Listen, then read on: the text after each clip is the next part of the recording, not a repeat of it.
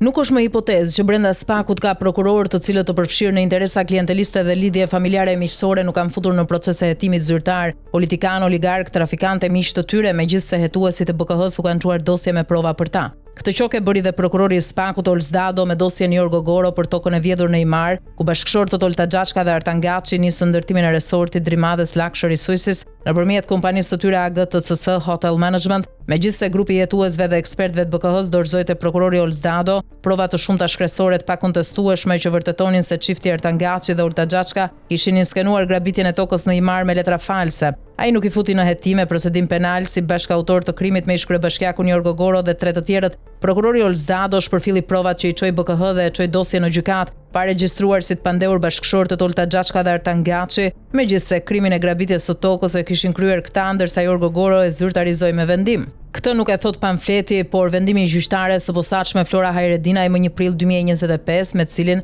ajo urdhëroi prokurorin Olsdado që në dosjen hetimore të Jorgo Goros të marrë të pandehur bashkëshortët Xhaçka Gaçi me akuzat shpërdorim detyre, falsifikim dokumentesh me pasojë vjedhje pasurie dhe pastrim parash në bashkëpunim. Po bëjmë një pyetje logjike, mbështetur në kodin moral dhe në kodin e procedurës penale. Pas këtij skandali me fshehje krimi nga vetë prokurori i SPAK-ut, a do ta procedojë drejtuesi i SPAK-ut Altin Dumani prokurorin Olsdado që la jashtë hetimit çiftin Xhaçka Gaçi, duke shpërfillur provat që i dorëzuan hetuesit dhe ekspertët e BKH-s? Sepse logjikisht, përpara se prokurorët e SPAK-ut të hetojnë dhe çojnë në pranga e gjykim të dyshuar e akuzuar, duhet godasin krimin brenda trupës së SPAK-ut që në këtë rast e ka kryer prokurori Olsdado duke i shmangur drejtësisë dy miqtë e tij Olta Xhaçka dhe Artan Gaçi. Pas vendimit të gjyqtares Flora Hajredinaj, drejtuesi i SPAK-ut Altin Dumani duhet procedoj penalisht prokurorin Olsdado dhe t'i kërkoj LD-s dhe KLP-s pezullimin e tij, sepse më 16 dhjetor 2022 kur u zgjodh drejtuesi i SPAK-ut Altin Dumani bëri këtë betim. Nëse gjatë kohës që do drejtoj konstatohen favorizime nga prokurorët dhe hetuesit e SPAK-ut e BKH-s, ata që i bëjnë do arrestohen, madje të më arrestojnë edhe mua nëse do favorizoj krimin.